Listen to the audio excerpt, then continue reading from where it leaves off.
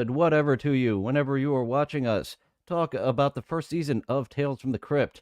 Wasn't able to get the intro by the copyright detectors over here on YouTube, so thanks to Mr. Blue Sky for that intro. And I have Spurgsnake with me. How are you doing this morning? Slightly chilly, but ready to go. I was really looking forward to talking about this as I was rewatching them. Uh, like they were coming back to me, and I remember the first time watching a lot of these. Um, I the had that same the first feeling. episode was from season one. Sorry. I remember watching some of them on HBO, some of them on the syndication. If you notice, this first batch of episodes, they were kind of like however long they needed to be, 27 minutes.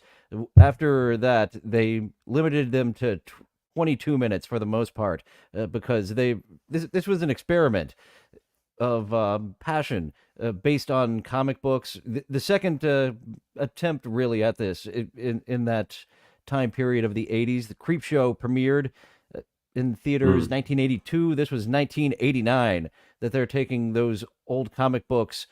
Creep Show took inspiration from them. Literally, these are stories from the old EC comics, formerly educational comics, entertaining comics, and they had the censor boards after them for exposing children to horror content.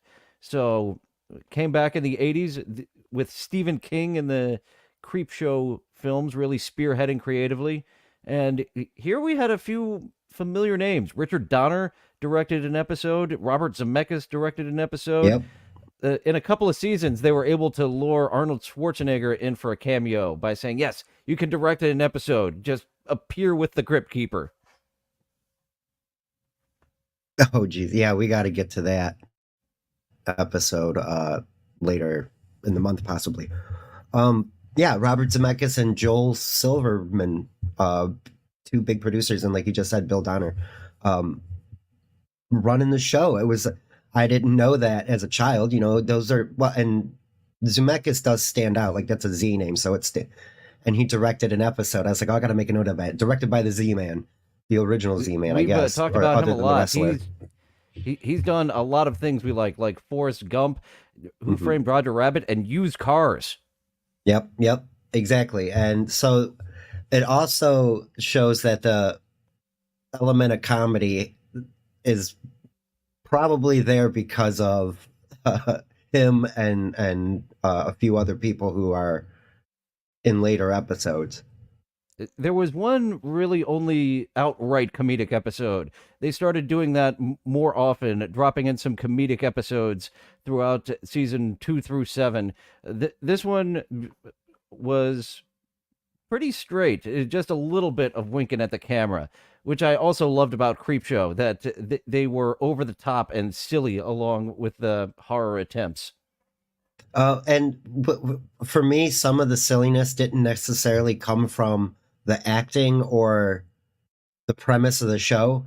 It was the sound, the music. There was like some of it almost sounds like circus trumpets and stuff, There but was a like couple just episodes that really. used the type of circus. That's how episode 1 starts out. Spawn Mhm. is a big fan, getting a little ahead of ourselves, but also pointing out, hey, this show has boobies sometimes, with the great William Sadler. But it's going to be a little while before we really get into that one. I'm going to kick off with what I thought was number 6, and that was the last one that aired, Collection Complete. Where did you rank this one in the uh, uh, 6 slots that we have for best episode of season 1? This was my second favorite episode. Uh, I don't know why. Well, I do know why, but it was just like we were talking about comedy. I felt that this one had some silliness to it, and I always appreciate that. But Mrs. Roper was in it, Audra and Lindley and another yes, comedic actor, Emmett. Shoot, I've got to look up his name. I always confuse him with Ned Beatty. He's like a funnier version of Ned Beatty in my mind. Emmett Walsh an old man who just retired, and he's coming Yes, home. So you're a bigger fan of the silly episodes. This one a bit. really one moment that has you like a sinking horror feeling, but it's just played so silly that it doesn't stick with me. Right. And it's Mrs. Roper who is the one being the protagonist, really. And I laughed so much. So Mrs. Roper is like 17 years older than her husband in the show. In real life, she was 50 something in that, and he was in his, or 60 something, and he was in his 40s. And A.W. Brown is the name I wrote down. A. Walsh Brown. A. Whitney Brown was the writer. Whitney He went Brown. on to write for Okay. Saturday Night Live. So they got a comedic writer to spearhead this, knowing we're going to get silly sometimes. And, and Oh, it, on paper, it does sound horrifying, as I was about to say, of what he does to the pets. He's yes. apparently he's been very unaware when he comes Yes. home of all the pets that have been invading his house. She's like a Disney character. The neighbor, also a wacky looking guy, and plays it way over the Yes. top. Yeah, she sings with birds. The squirrels will come right up on her, and Yeah. he hates all the animals. This is why it's partially one of my favorites. She had a squirrel on her head. Not They didn't show it, but the neighbor said, "Yeah, she was talking to the squirrel, it was sitting right on her head." And he worked so hard for 47 years. He keeps saying that over and over. For 47 years, I worked day in and He day got out, his every golden day. hammer. That's in the very first scene. As he's, they didn't give me a watch, they gave me this. The golden. You can't even tell retirement time hammer. on it. You can't even tell time on the hammer. He was upset. He was like forced into retirement. He was 65, and they had to put him out the pasture, so to speak. And he was having trouble filling time. And I'm not that guy. I'm so glad I'm not a busybody that has to be at work every day just to have something to do. And then he started to realize he hated his marriage. And the neighbor again was trying to help. Here's a model airplane. Why don't you build some models? Slow your life down. He's like, son of a bitch. He's so angry. And The scene the where he first- decides he's going to get into gardening, and he just prunes the Yeah. tree down to just a wooden a stump. stalk. Yeah. Yeah, a wooden stalk, It's rather. It was very Charlie Brownish after he was done with it. There was a branch here or there. The first day he was off of work, he was going to sleep in. He couldn't sleep in, and he gets up to go brush his teeth. She's brushing her teeth. They bump heads as they go to spit, and he has to take a dump. And he's waiting She for her won't to get leave. out. The way that very exasperated. Don't make me say it. I gotta Yes. sit down. That's it. And so I'm cracking up at that. And it might be more, I might have ranked it higher than I should have because of the current, like we were just talking about that, or I'm pretty sure of using the restroom in front of your significant other. Number one, okay, fine. I don't care about that. But if I got to hear a number two or do it in front of you, the mystifying part of the relationship is over. There's everything is, you turned over the whole rock. You didn't take a peek. You flipped it over and it's out for the sun to see. And that's not all right. I So don't no think. glass coffee table for you and your girlfriend. Correct. So most of this episode, Dylan. very silly. I was able to get a clip from each episode to pass by the copyright. They said it's all right to use. We won't even demonetize you. So here's the moment of horror silliness. You get that. I get that sinking feeling as an animal lover, because he finally found a hobby. He's got a stack of puzzles. Every time the neighbor comes over, hey, try this Yes. puzzle. They're just in a stack. Yeah, sure, whatever. Yeah, no, yeah. He's like, I brought you a B-2 bomber this time. And he tossed it. He's like, I can't wait to get to it. And he just chucks it on the pile of all the rest of the shit the dude keeps bringing over. Oh, hey, Taylor. Before we get to the clip, thanks to Dayla for gifting 5 memberships. I will finally get to my long-delayed gameplay this afternoon. It kept getting postponed, and later this afternoon I will get to that. Thank you, Dayla, for the gifted memberships. Thank you for the super chat.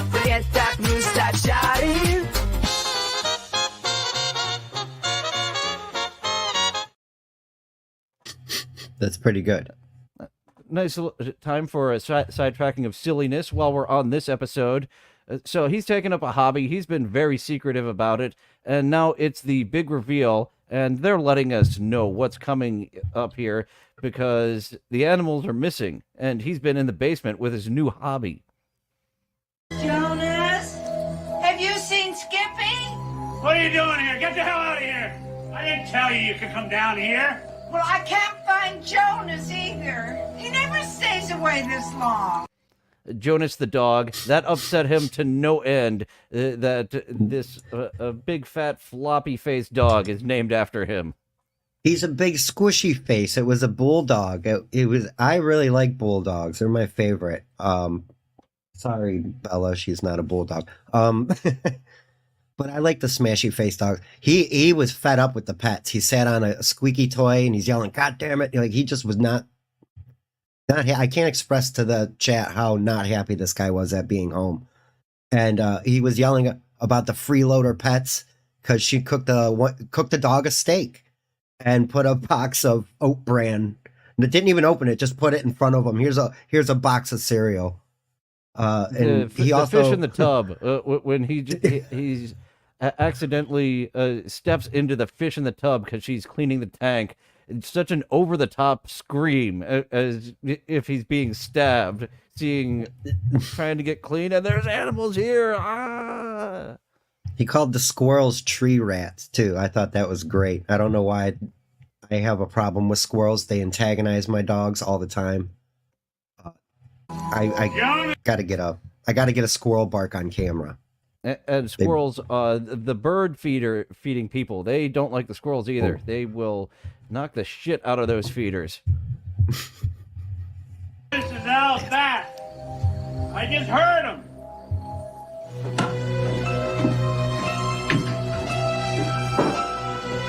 Jonas, come here, little baby.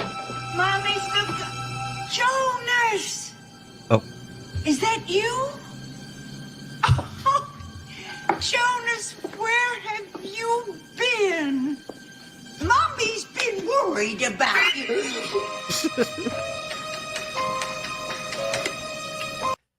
You know it's coming. It's blatant what they're setting up, and revealing it with his eyes flashing it just got such a laugh out of me. And I bet you that's the same controller that the puppeteers used to control the Crypt Keeper. They just had that lying around. Bring it to set today.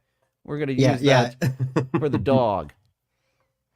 Yeah, and that's I liked it because of that. And it's the late 80s, and when I was a kid, that was everything. Like getting an RC, whatever you can get your hands on, whether it was a car, they had boats. And more recently, like the drones and helicopters are much more popular. But like, you know, every other commercial was a Tyco RC car with some sort of gimmick attached to it. I also want to seeing point this, out, I was like, wow. while talking about the technical aspect, there were 6 puppeteers on the Crypt Keeper. So you need to. He looks amazing, and when they send him out to make public appearances, they send a cheaper one where they only need like a couple of people. He always wears the sunglasses to cover his eyes, so you don't have one person especially operating his eyes. They cover up whoever's arms those are very well. Those look like they belong to the Crypt Keeper. It doesn't just look like human fingers. It looks like zombie hands. They're very good. And they show his feet in the show, like a full body shot. They articulate him a lot and move him around, like have him walk. And that was the first note I made was 6 puppeteers. Like that was amazing to me. And the articulation is stellar.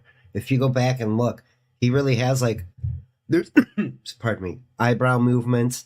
His cheekbones, upper cheekbones move, and along with the mouth slightly moving, and his eyes do. They look around. It is so good. There are also 6 executive producers. It seems that they had a whole lot to do with the first season and getting this off the ground. Some of them came back and directed other episodes, but I have heard that type of deal before. You help get this off the ground. You get that pilot, really work for that, and you keep getting an executive producer paycheck for as long as we're on the air. Nice. Yeah, I got to make sure I got a good agent. He's a prize in my collection. Part of my new hobby, taxidermy. You can't be serious. How could you do this? I'm doing this for you. I'm making adjustments so we can share our common interest in our golden years. When you love animals, now I can learn to love them too. But these animals are like my children. Good children ought to be seen and not heard. What have you done to my babies?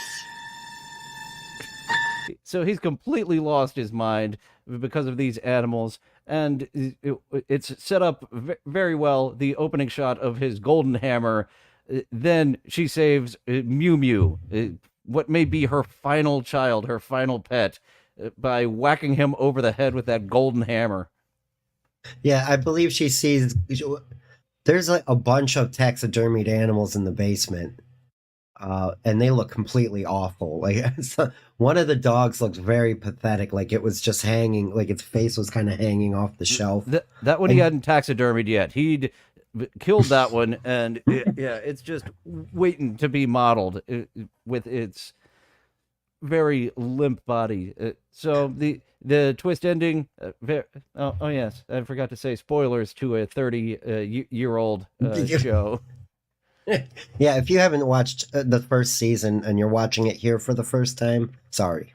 This is for fans of the show. Well, it was one of these style hammers, the ball peen hammer. That's the murder hammer. And adding more silliness to the ending, she taxidermies him and leaves him in the living room. Once again, the wacky neighbor giving his type of look, taking this way over the top.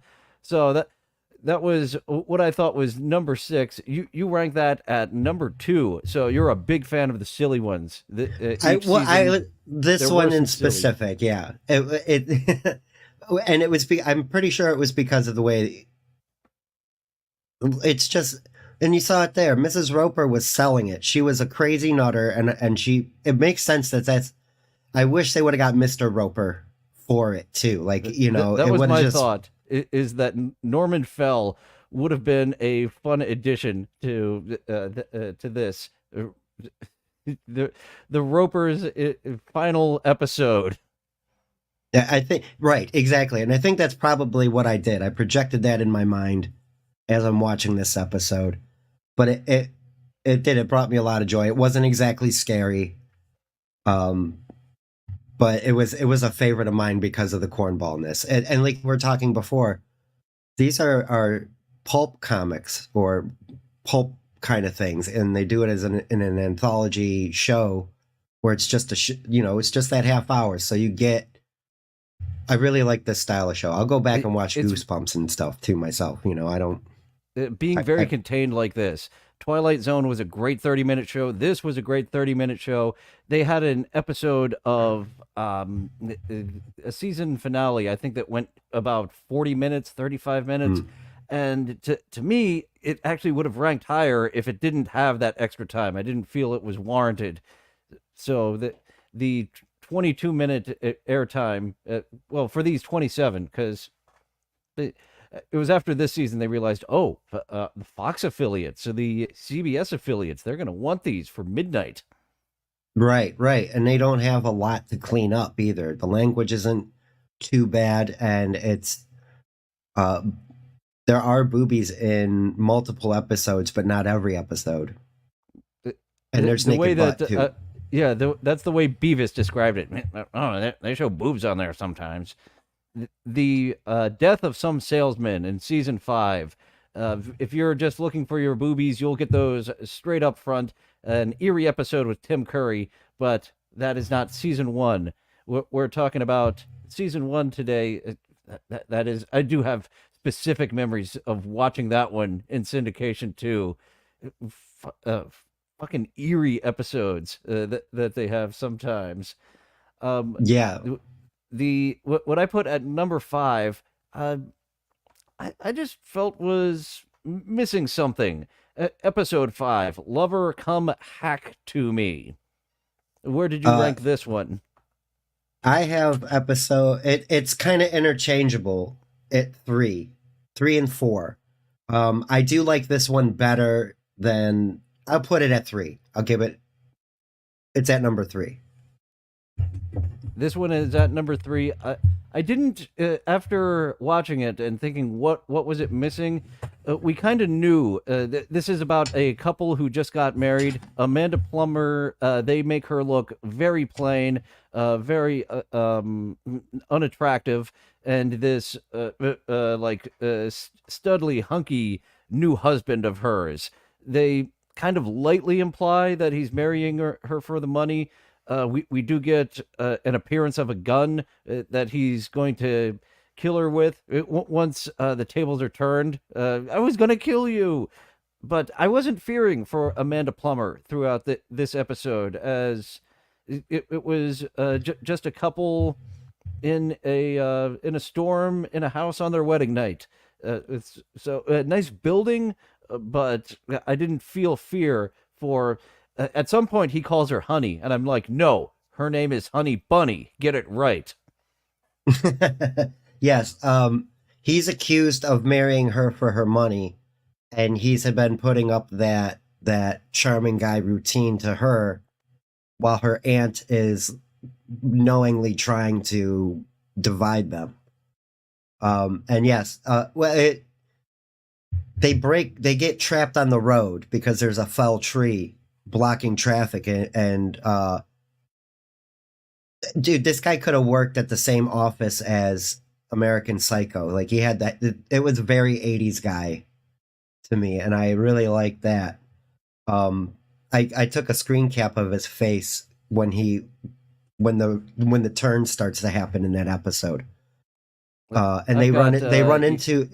Yeah. Yeah. Here at the beginning of. Oh, you got it. Okay. Here at the beginning of my clip, we have hunky 80s man.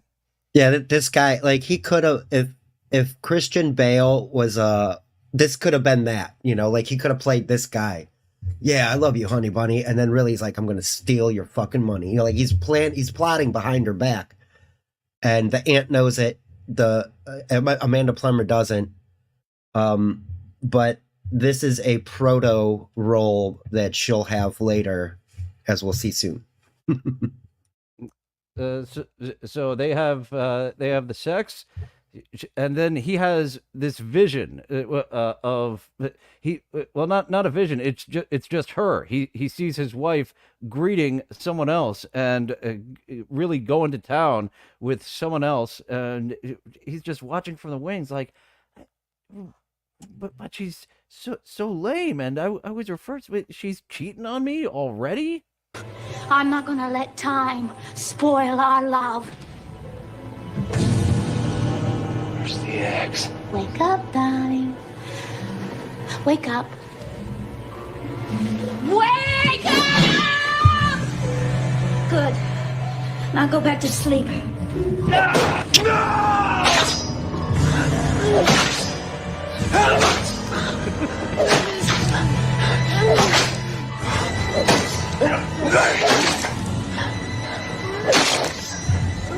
It's not Peggy.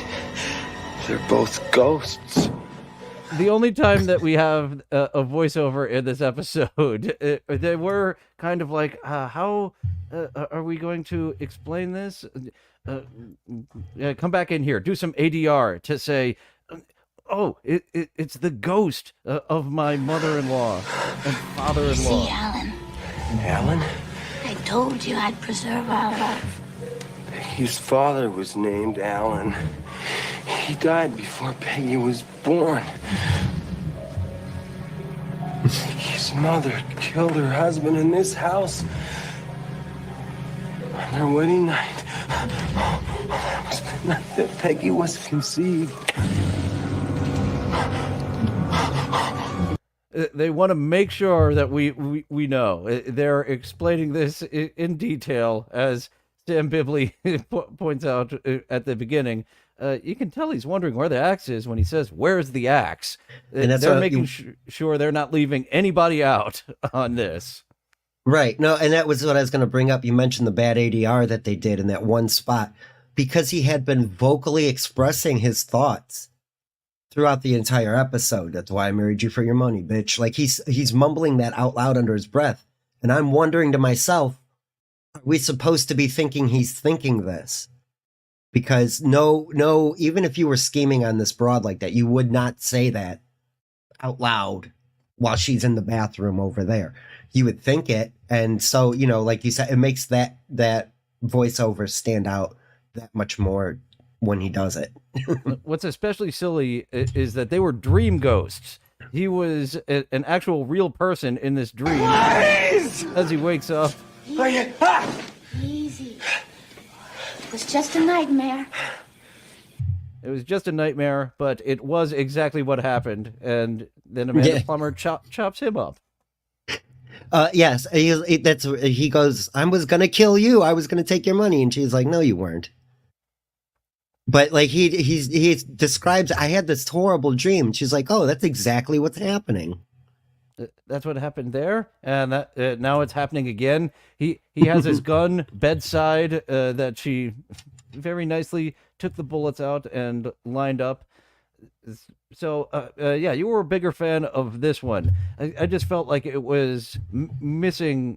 As you said, it did heavily imply he did say that he was, but I didn't feel like she was in danger. Like he was using her, yes, but that would have heightened the stakes for me of feeling a more danger for her rather than she's obviously marrying a gold digger.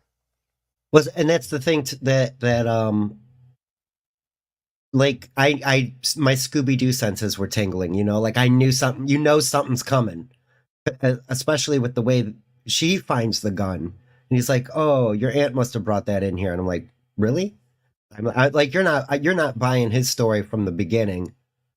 And so he's going to get his comeuppance because it's later. This is episode 5 now. So if you're watching the other 4, there's going to be some sort of plot twist. It is like an M. Night Shyamalan or a Twilight Zone where there is a twist. I remember M. Night Shyamalan at some point was talking about doing a Tales from the Crypt revival, and that was something I kind of wish he would have done because his feature-length twists fucking stink. But a 22-minute twist, it's the good time frame to tell a little story and then give us a little turn at the end. Right. You don't overstay it. You don't give the audience enough time to figure it out. It's quicker paced and you still got that whirlwind around your audience. What's really happening? What the fuck did I miss?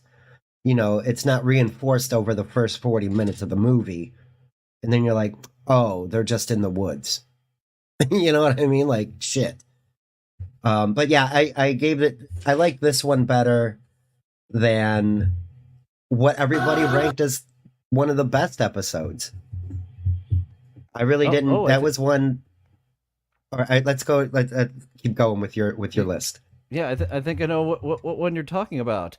But I don't believe it's the next one on my list. These are very much just in reverse order. To me, if we were trying to start strong, I would put these in the pretty much almost exact same order. Well, they did premiere with 3 episodes. Episode 1, 2, and 3 was a one-night event. Oh. And they would do that for almost every other season. I think every season but the last. They would premiere with a block of 3. So where it is kind of like Creep Show, that we're getting multiple here in the one sitting. Right. You're getting a feature film right off the bat. They should have tied them better together then, I think. Ooh, 4. Only Sin Deep. Yeah, number 4. They are very isolated too. That's what they were going for. It's just kind of premiering them that way gives it that movie feel. Yeah, and some of the themes do tie, like greed and betrayal. I would like to make a very autistic list one day of all the different themes when you've got a femme fatale, as we do in Only Sin Deep, and many others. There, I believe we have one zombie and two ghouls throughout the run of this. Okay. Only Sin Deep. Nothing. Actually, I was going to say nothing supernatural in this one, but yes, there is some supernatural elements. Some are just noir crime stories. This is a streetwalker, Leah Thompson, buddy of Robert Zemeckis, already had a bunch of makeup on her face to old her up in Back to the Future. So here, when her face is going to need some prosthetics, Leah can do it. She meets a well, she's trying to pawn off some stolen jewelry, and the guy won't give it to her, but he will offer her $10,000 for her beauty. So that's what Yes. kicks this episode off. He does some type of plaster outline of her face, keeps it, and that is her beauty. It's only 4 months later that she starts to get wrinkles, and I've seen a couple of variations of this, of women selling Yes. their faces. There was another variant, what was it, the 80s Outer Limits, where she sold her own face to get a mask of someone more beautiful, and then I've seen this variant before of selling your beauty and then regretting it. The $10,000, she did get herself a sugar daddy husband with that $10,000. She invested that nicely, but once her face turned into a monster after 4 months, she has to go investigating. What the doctor? She finally realizes it when the doctor's like, "You're just aging. Have you come into contact with some chemicals?" Luckily, she still has her slip to return and get her beauty, but she is just a day late trying to get her beauty. She's $100,000. He will give her beauty he back charges her 10 times as much as she paid. for $100,000. So she ransacks her house looking for money. Her sugar daddy comes in and, like a good femme fatale, she shoots him on the spot. Yes. She the initial jewelry she got to try to pawn in the beginning of the episode, she robbed a pimp. Like, she lured him into the alleyway and then stuck him up and took all his jewelry. This is a $15,000 watch. You don't want, and I don't know what accent that was, but that is way too New York. For she was chewing her gum extra loud, like she was going out of her way to like portray a not a well-groomed person on the inside. Like, she was like coming in and like It's the Cockney drumming accent her of New nails. York accents. Yeah, The way that yes, she's exactly. putting it on. She's not a high-class lady, but she does get this high-class man to buy into her. Right. And I wanted to point out that the pimp, I looked in the credits, the guy that was playing the pimp, his name is G. Smokey Campbell. Like G. Smokey Campbell. Like, so I was like, that was fucking great. I had to make a note of that. I think they got a legit pimp if his name is G. Smokey Campbell. That's what I was like, no way. I was like, is that rich? So I went and looked at, I was referencing with IMDb. Yeah. So like, it's a pawn shop kind of deal. She tries to off all this jewelry and stuff. Dude's like, I'll buy your beauty. And he does this voodoo magic, plaster of Paris mask on her. And she's like happy with her money. She goes out and pretty womans herself up, buys all these dresses, and goes to a high society party. She's like wearing that black dress, or straight up 80s hair. I do love the 80s aesthetic. Campbell. And yeah, and everybody's looking at her and all this. And she starts flirting with the guy whose apartment it was, slaps him in the face, and then he's like so intrigued by it. Like, I couldn't, I don't know. They had to keep the pacing going, so they had to move things along quickly. But I was like, oh, dude, really? This guy's going to buy this right off the bat like that? And the first time she said coffee or something like that, I'd be like, this bitch has got to go. It's one of those love at first sight that we just need Yeah. to get this established, that she's Well, that's what he's attracted to. She's not like these other stuffy broads. She's a street lady who's made her way to the top with $10,000. And she also had a good looking friend too. I think you mentioned frizzy hair the other day, like long hair. There was that black girlfriend that she had, and Coming off like a hero at the beginning when you're now an independent contractor after Yeah. taking out the pimp. right, and later on in the episode, she really hammers it to Leia Thompson too. She calls her a trifling old bitch. Get out of my way, you trifling old bitch. And I No was one like, recognizes her. It's Right. Here we'll get a view of what the yeah. pawn shop owner was using this for, her beauty. We saw the corpse of his wife here in the back of the shop earlier. So through this voodoo, he is able to make his decaying wife beautiful for a certain amount of time.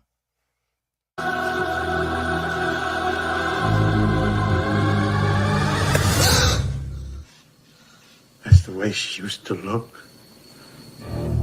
She used to be so beautiful. Now I need other women's beauty just to keep her that way. Small price to pay, I think. Look, I don't know what kind of crazy voodoo shit you're into, and I don't really care. But we had a deal, man. Look. It's not hot this time. I own it because my husband's dead now. Oh, that's worth I more than inherited $100,000. Now I want it back. Give it back to me. I want my beauty back. Sure. I could do that. I could give you your beauty back. That's what you really want.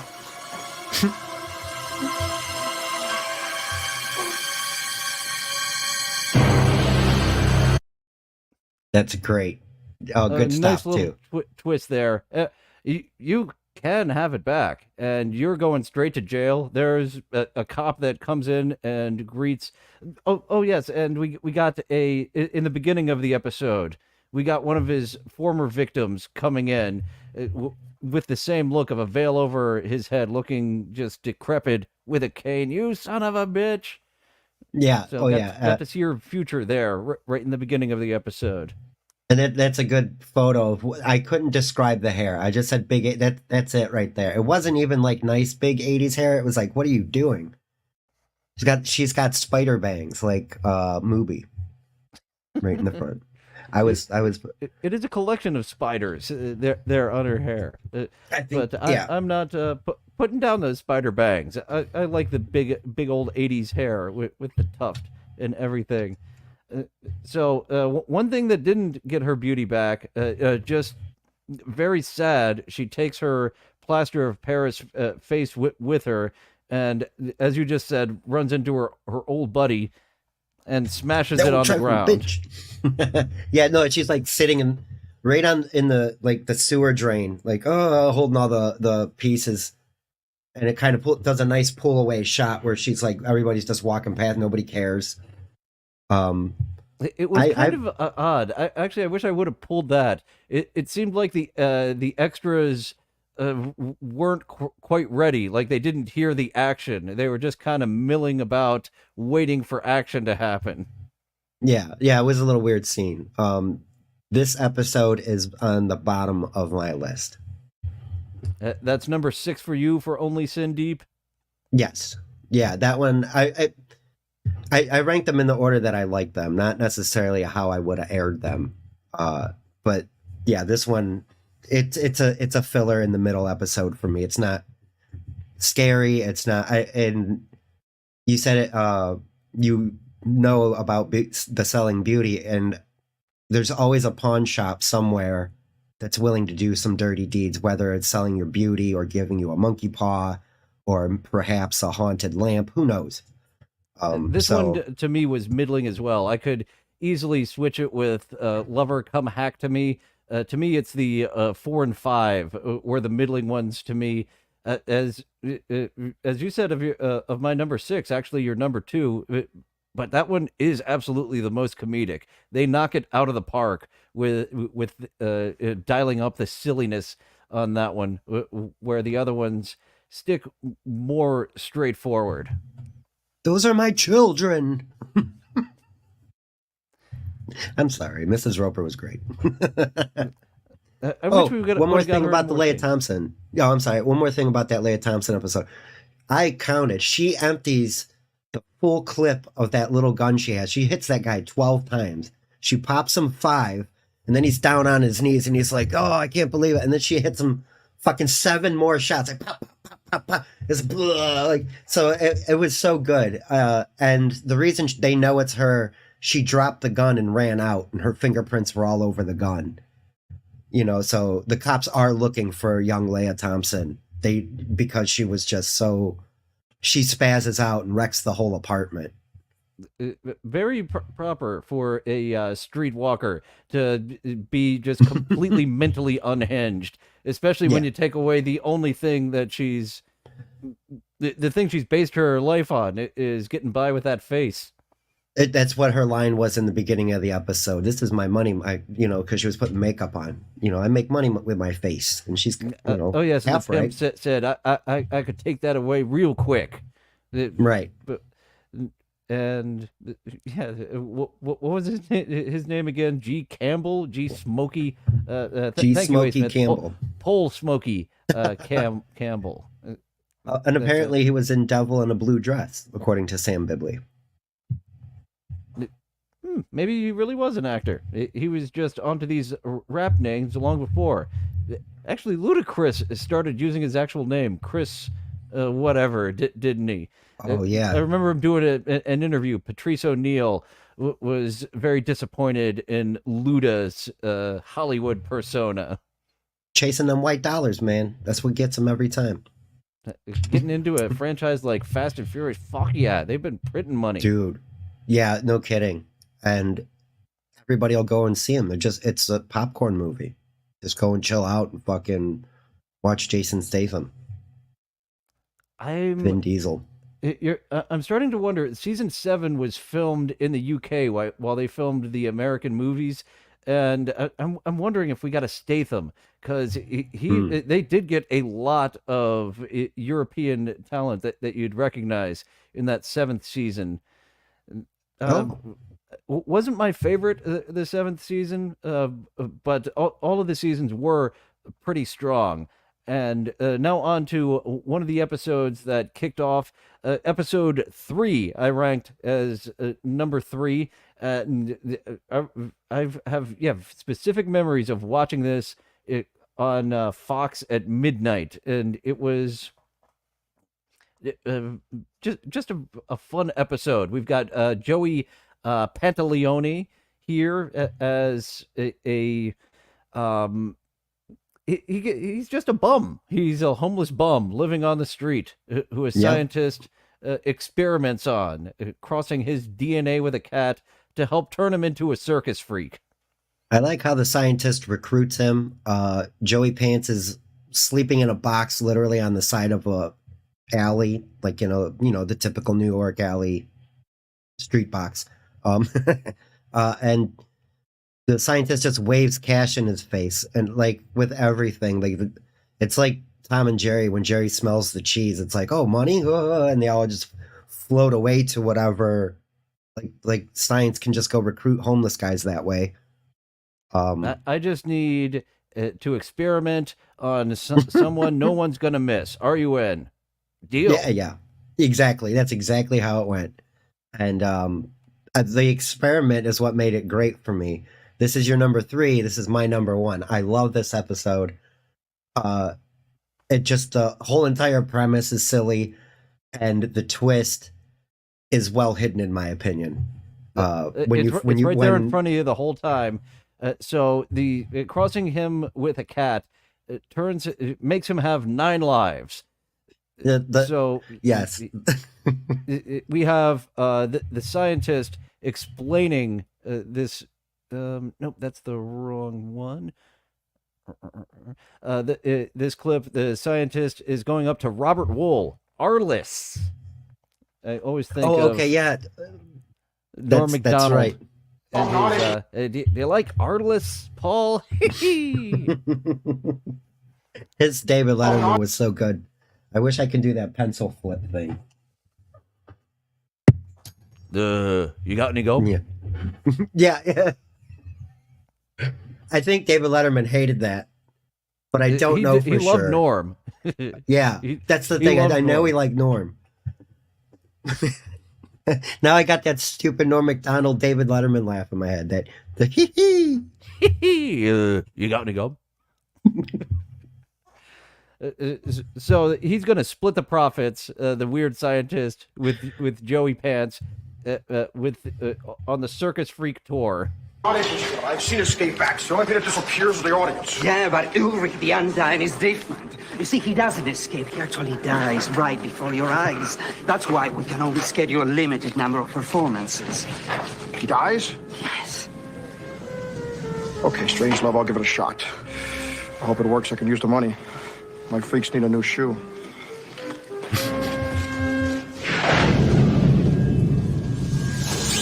I believe this is the Richard Donner episode, and he does a few of those fun little transitions like that.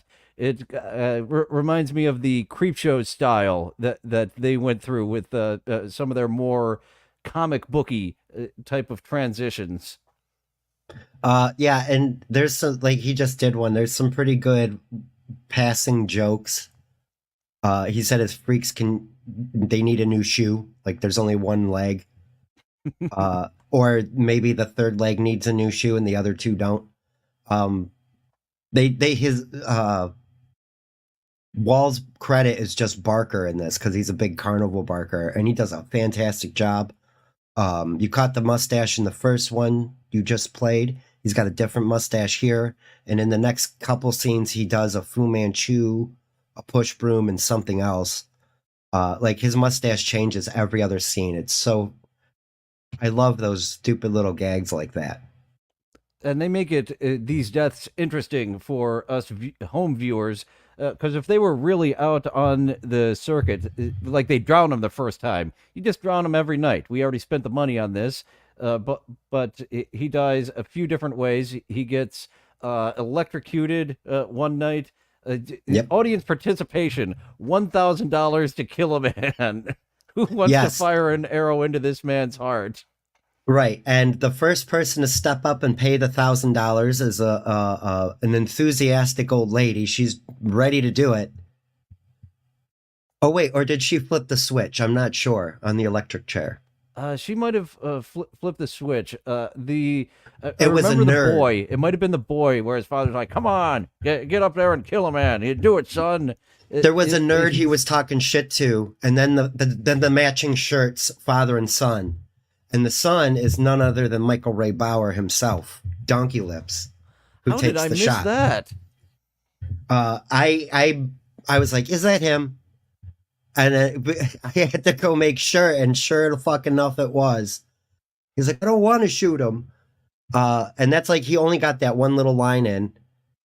But that was a good one too, because he was like hiding behind a wooden cutout of a cowboy with the heart cut out. Like, you got to hit him right in the heart.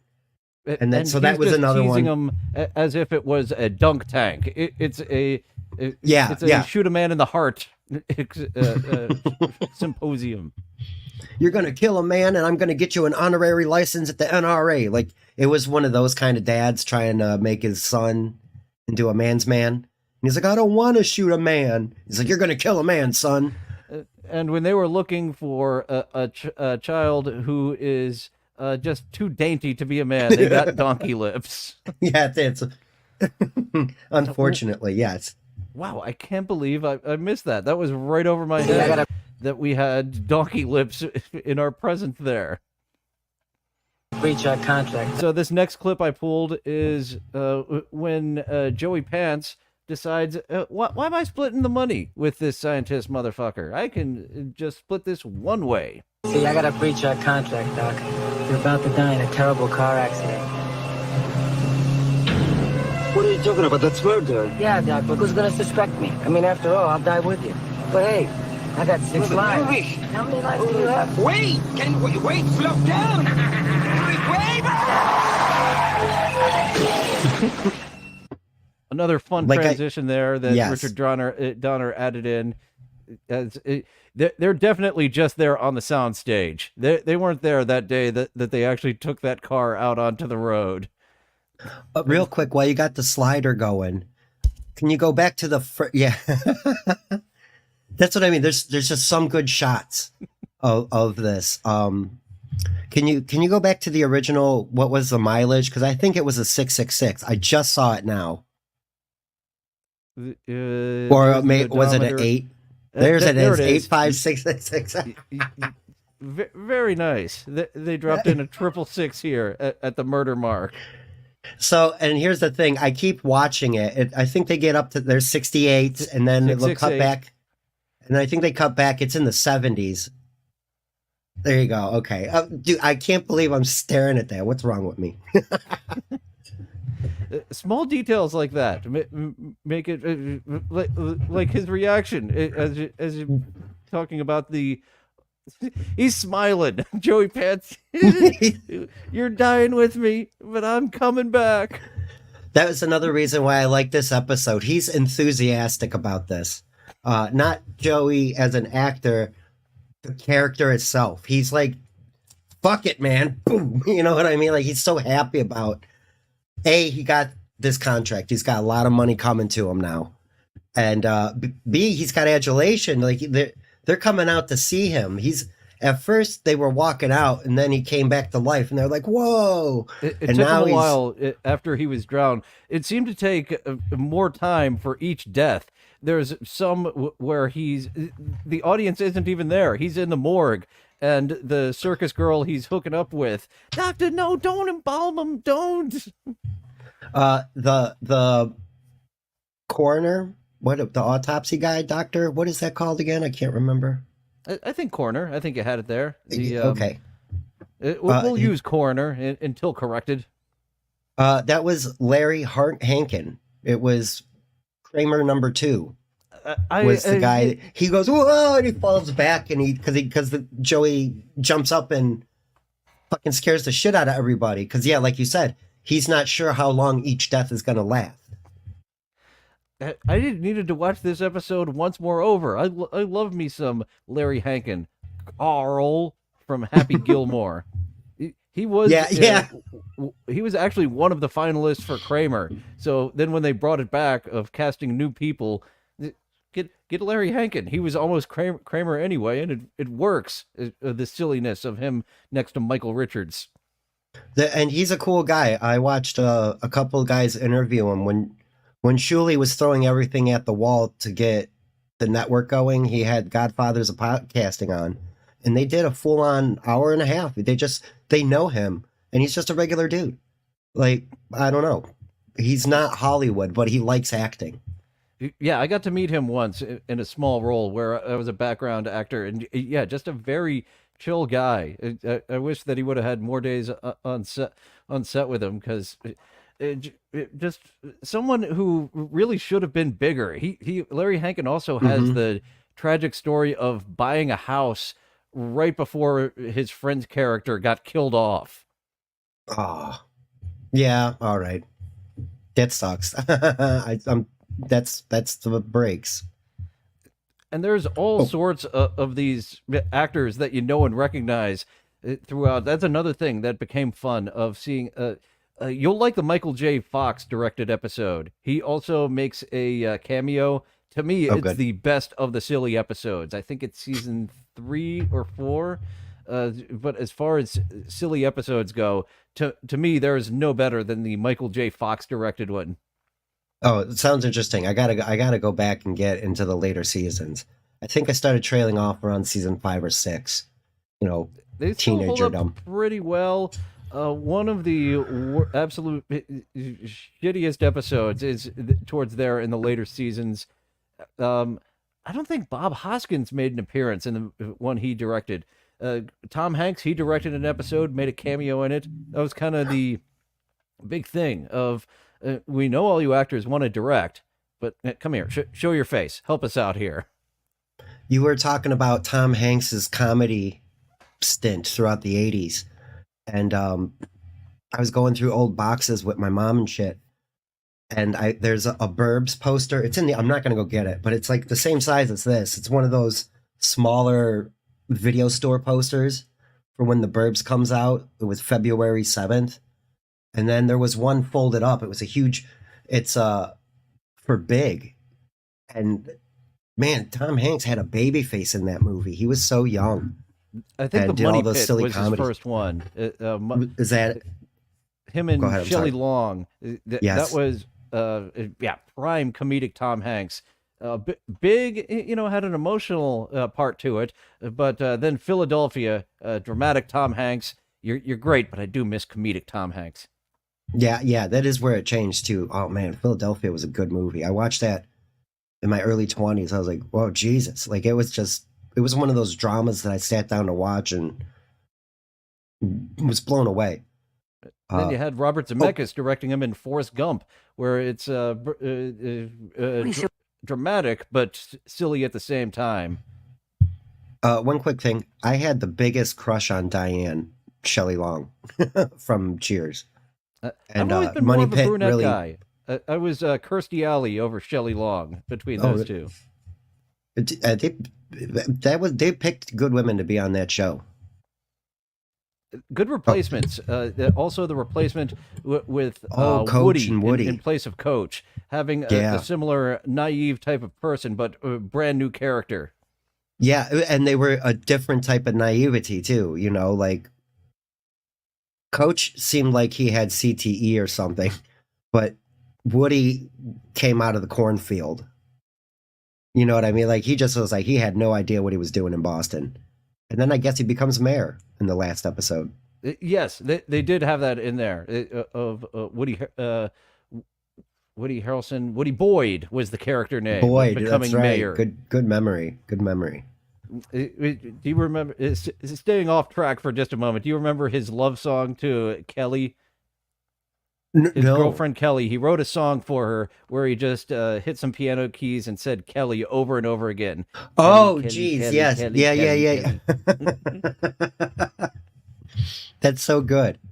He's another actor. I just one of those guys that you see everywhere and you smile. Honk the Clown was more of a Lilith man, and Oh. Lilith. She showed up on Star Trek as an alien. She wanted to have some alien sex with Riker, but surprisingly, Riker turned her down. Are you serious, Riker? You fucking dummy. Well, his cover was blown. He was supposed to be incognito, so Oh. he needed to get out of there without splashing some DNA on some alien ladies. Maybe she wasn't androgynous enough. We do know that Riker will do an androgynous species of alien. Yeah, Lilith seems like a very whips and chains kind of person. I think she would have a chamber. I bet she would. I bet she would keep me in a kennel all day and let me out just in time to make her dinner. That's great. Oh, back to this episode. I'm sorry. Yeah, we totally digress. That's funny. I'm glad we can do that. So this is his girlfriend I have here. Thank you. He's totally already lost track. betrayed the scientist who gave him the 9 lives. He's only got a few more appearances left in him, especially since he blew one to get out of his splitting his profits 50%. Oh, and I missed the once he came out of surgery, the doctor just shoots him right in the fucking head. That's right. Yeah, That he's he like, can't well. die. So yeah, right. What he does, the doc puts a cat's brain in the back of Joey Pants's brain, and somehow that gives him cat's 9 lives. I don't know how that works, but yeah, immediately he's Just like, go well, with how it. do we know Some it works? things you just go Yeah. with, and that's And that's one of why them. I like that. Yeah, exactly why I like this episode, because there's no way that's just it's based on silliness. But then he pulls out and I think it's one of those German the equivalent of the 9mm, and just right in the side of his head and shoots him. And then he wakes back up. He's like, "What the hell did you do that for?" And he's like, "Well, it worked. You're still alive." And Arliss, I can't remember his first name now. Robert Wool. I don't know the character name of Arliss Robert Wool in this episode. The Barker. He's the Barker. And but he's like, and this is Dr. Manfred Mann, and the doctor has to correct him. Like that was another one of those sneak it by jokes. Like he's like, no, it's Dr. Blah blah blah man. Menzer or whatever it was. I did not sing a song on the Manfred Mann Band. I remember they were on the Reservoir Dogs soundtrack, but I'm having a hard time remembering which one was theirs. Yeah, you got me beat because I know a Manfred Mann song. I just can't think of one Manfred offhand. Mann's Earth Band. Oh boy. But yeah, I thought that another one of those silly jokes in passing. It just kept me smiling through this episode and his snarkiness. So we have his girlfriend here. They're going to go off together. She plays such an over-the-top ditzy lady during this. But he is down for a ditzy girlfriend like her. We take a vacation. Me too. Yes. Just me too. Yeah. Oh, you're in for the ditzy lady. Now, like, that's the thing. If Leah Thompson did that voice instead of the one that she was doing, she was like smoking. Hey, no, I'm going to go get me that 10 grand. Like, she sounded so weird. Leah Thompson sounded so weird to me, and it was just, Sorry. The tough hooker who'd been through the ringer. If she'd have done more like that, you don't think I'd have been into into the it, I ringer think. as much. That's true. That's true. Go over to Vegas, catch Wayne Newton's act, hop over to the Bahamas, and then we'll skip over to Paris. Hey, did I tell you? Polanski wants to film my life story. All of them. Yeah? Polanski. That sounds wonderful. But I have an even better idea. I'll go on vacation, and you can stay here! Stay here! Stay here!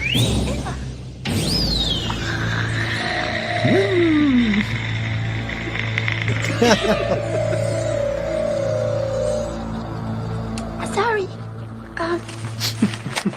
I gotta go now. No hard feelings forever, okay? Because, just, enjoy the rest of your, oh, hi, Mr. Finley. The rest of your lives. Look out, Vanna.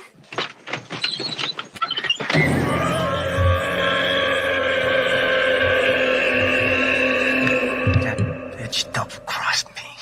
Right there. That bitch double-crossed me. And she does it in the most spectacular fashion, too.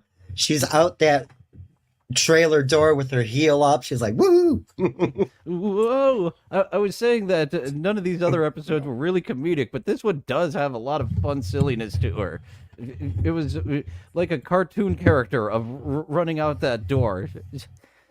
Yeah. Fun. Oh, definitely. I loved it. Yeah, it's a bunch of double crossing. There's all kinds of shenanigans going on. He killed the doctor and she killed him, and now he's doing another show. I think it's. Oh, go ahead. I'm sorry. Sorry, I've just got to check something over there in a moment. So he's now gouging the Barker. He's got a death left. All that he's died for over and over again is now gone. Plus those three erroneous deaths of getting shot in the head, his girlfriend double crossing him, and him double crossing the scientist that gave him all those lives. Right, and he did a drowning. He drowned himself once, the electric shock once, and the arrow through the heart. And there was one more. I can't recall. Damn it. My brain. I'm not going to rattle my brain over it. But yeah, okay. And he's doing the last one now. It's his last life. 100% of the profits. So the Barker is just hoping that everyone stays and does other stuff as well. This is one of those odd ones where the audience would have to come back the next morning. They're burying him alive. Right. Or just sit around for an hour and, realize he's not breathing. But it's. Excuse me, I got a burp.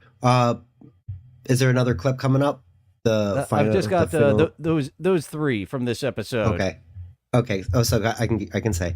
So he's explaining the story that he's on his last one, and as they're lowering him down and they fill the dirt, he starts doing the math like we were just doing. He starts counting them up, and then he realizes finally that the cat's death counts as the first death. That poor little kitty had to die for me. And then, then he's like, that kitty died. That's one of the lives. Right, and then it all, hey, get me out of here. And there's two sweaty guys leaving. He's like, you hear something? And the other guy goes, I think it was a cat. Because it's not just the Crypt Keeper that makes the bad puns. They're throughout the entire series. Every episode, there's at least one or two just low tier puns, and I love every one of them. It's almost I'm trying to figure out what's going to happen with those and keeping track of it. No, and something we didn't mention, the Crypt Keeper in every episode, also the opening theme, I forgot to get to. Hey now, that didn't pass copyright. We're just going to take this frame by frame there. So a lot of these are miniatures. I think the one room is an actual life-sized room. I could be wrong there, but I never knew that this was a miniature. This is absolutely tricks my eye into thinking we're out in the middle of nowhere and this creepy old castle mansion type of place we're going into. Yeah, I really enjoy this. It's you might be able to get away with playing it without the music. I don't know. You want to mute it? I'll mute it and play a few seconds. Something that my eye did catch even as a kid was it's a little awkward, these green screen transitions. This right here, that right there. Yeah, you can see it in the door open. Which is another reason why I believe this is an actual set that they're on right here. This would be easier to make up than the other shots. Yeah, right. You could probably find You could probably find somebody who's already got a haunted house. But it's the trailing with the camera. The very reminiscent of Evil Dead to me. Luckily, we have Sam Bibley singing along the Danny Elfman theme, the lyricless Danny Elfman theme. He's just doing some air guitar too now. Well, I guess air orchestra, not air guitar. True. And had I been more ambitious this morning, I would have done an hour of Boingo Boingo and some Danny Elfman stuff. That guy has 3 laundry lists of composed music for movies and television. Just a phenomenal, prolific guy. Yeah, the guy. Once again, we're back onto that transition back into miniatures for this shot down into the dungeon, into the basement. We're against a black wall, so my eye doesn't see anything's wrong with that one. That's the best of the transitions. Right. We're going to black as we're going down the stairs. And the down the spiral case always felt good. Like you're like, ooh, it just feels right coming down there. And you're so happy. Another little bit of an awkward green screen here. Not terrible. Just something a little off that lets the eye know there's something weird about that. And definitely back into full scale here with the candles and the reveal of the Crypt Keeper jumping out at you. You wait for it every single time. Like you can't be upset with that intro. It was done by Boss Productions, I'm pretty sure. Somebody will correct me if I'm wrong. And like you mentioned, there was 6 puppeteers. It's just, I don't know, man. That they probably spent a fair amount of money. So I'm gonna praise that miniature stuff a lot. I watch YouTube guys now that do that kind of thing. They do like steady crafting and a couple other channels that are escaping my mind. But dude built a little like fallout shelter and took an old G.I. Joe, repainted it, and it looked great. And that's the HBO, the original HBO feature presentation intro, similar type of vibe where they're like coming out of the movie theater and you're going back home, you're going through downtown, up over the hills, and then you're back in your house. And This definitely worth every penny that they spent on this one. It set the mood both visually and with the creepy. It didn't creep me out too much as a kid, but I was able to negotiate with my parents to allow me to come into the room for the puppet segments, the intro and outro. I was sent out for the main story part, and for good reason. There's no way 3-4-year-old me was going to negotiate watching an actual show with such gore and possible nudity. yeah, that's the cable was in the living room. That was the parents. Sorry, I apologize. So I didn't get to watch every night or whatever. It's like you said, late night on Fox. They started rerunning them back to back with edits. You were mentioning to 2K yesterday how some of them are on YouTube and how they get away with it. I saw naked ass on YouTube. That the Amanda Plummer episode that we were talking about, they were showing naked ass right on YouTube. Nobody said anything. And for those looking for Amanda Plummer's butt, no, it's the hunky butt, No. not the honey bunny Yeah. butt.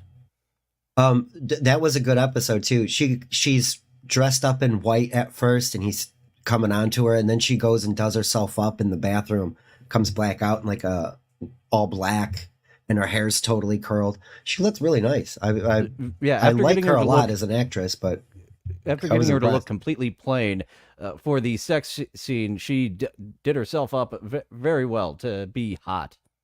Oh, and I mentioned that it was proto to a film that she did later on. She was in So I Married an Axe Murderer. She was killing her roommate's boyfriends. I forgot about So I that. Married- An early Mike Myers movie. Yeah. I think that was after Wayne's World, like right before, somewhere in there. Yeah, and it didn't do great. I remember going to see it in the theater, and I really liked it then, but it was also around the same time as Ace Ventura and a lot of that. So Wayne's World, it was very different than Wayne's World. Even though Wayne's Head World was 2 gets an award from me for being the best sequel that is the same movie again. Just changed a little bit. It felt Right. exactly the same, and I enjoyed it for what it was back in the day. Honk the Clown wants to know about Twilight Zone and Night Gallery. Not anytime soon. I've still got a lot to cover with. Actually, I do have the DVD collection of Twilight Zone. I'm much more familiar with Twilight Zone than I am Night Gallery, the later Rod Serling anthology show. I did see some repeats of that, though.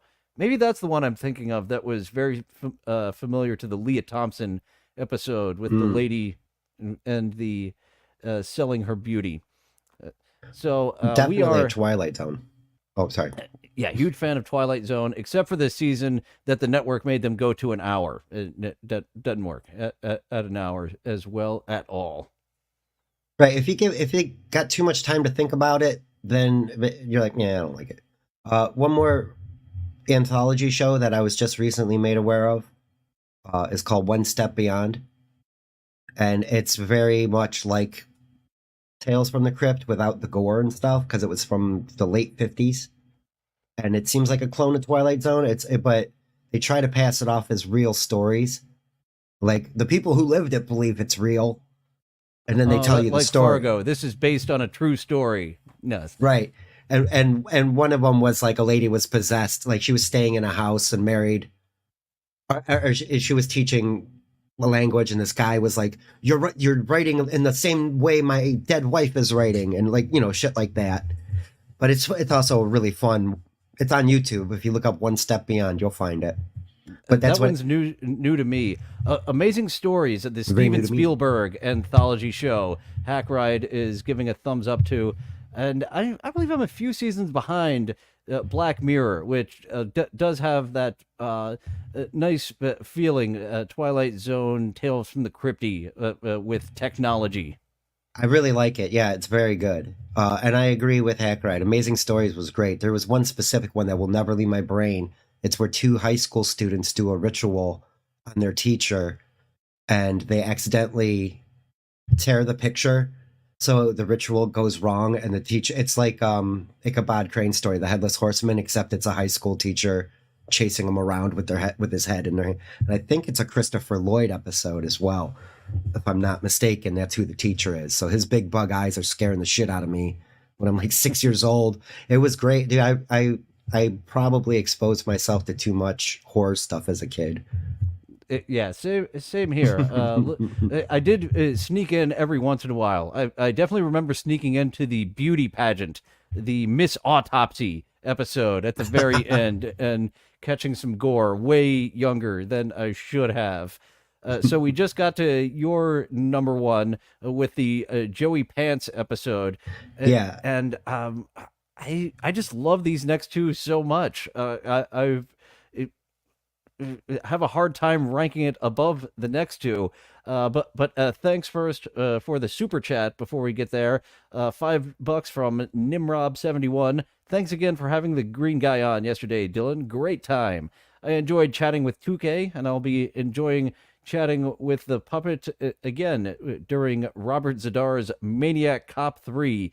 I believe the 20th is when I have that set up for. And A. Smith with a super sticker, smiley face, with the sunglasses on. So he's getting out the smiley face Crypt Keeper that goes on tour. The one that we only need 2 people for, not all 6. Excellent. I'll be sure to hang out and chat and harass you guys. Thanks for the super chat, super chat, super chat. So number 2 on my list is the only change in the air dates. Well, this was the same night as what I consider number 1.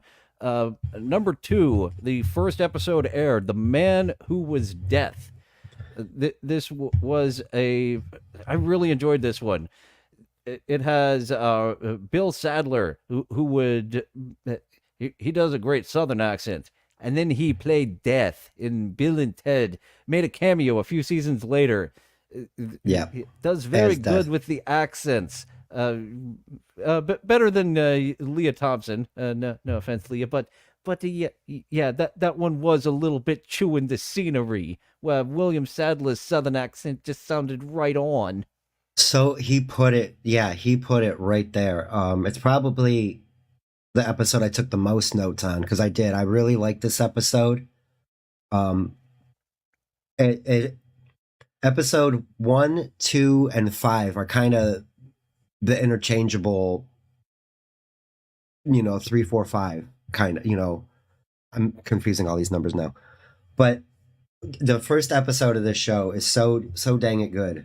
And that's, when I rewatched these, that's when I caught Joel Silverman and Robert Zemeckis and William Donner's name, and like, holy cow, man, there was some real big people.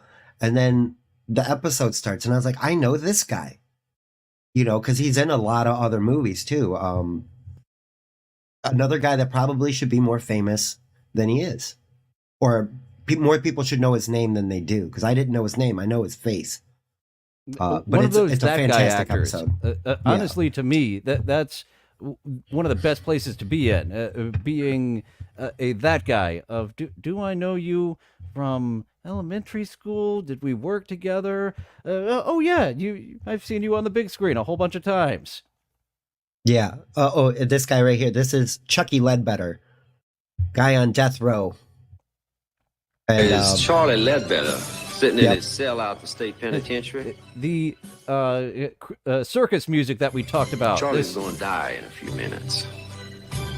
One thing Mr. Ledbetter ain't thinking about. It does give this just an eerie feel, choosing to go with that dead man walking to circus music. Yeah, it's for me, it takes me out of it just a little bit. And that's why, and in some of the other episodes, that exact music as a murder's happening, like you said, it gives it a wonky, eerie, why is this playing kind of thing going on. But it's also, for me, it adds levity, sort of. Like, it's not as serious if you got some silly, jaunty tune playing in the background. Yeah, to me it added rather than detracting. Something this episode did was having Bill Sadler, our lead, as the narrator. We've got this man who kills people on death row, who's narrating directly to us throughout this episode. Yes, right. About now, Charlie Ledbetter's starting to think pretty serious about that Valley of Death. He's thinking about that rubber diaper they give him to wear. Wondering if he's gonna crap all over himself when I juice him in a couple minutes. He will. He will.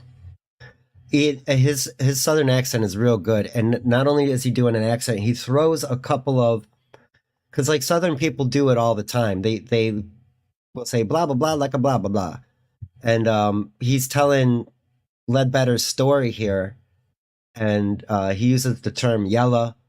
A lucky shot. Like, he explains why this guy's going to death row. Are you gonna play the audio with it? Yeah, I guess I should, because I have the ending. The ending mirrors the beginning here, especially this shot.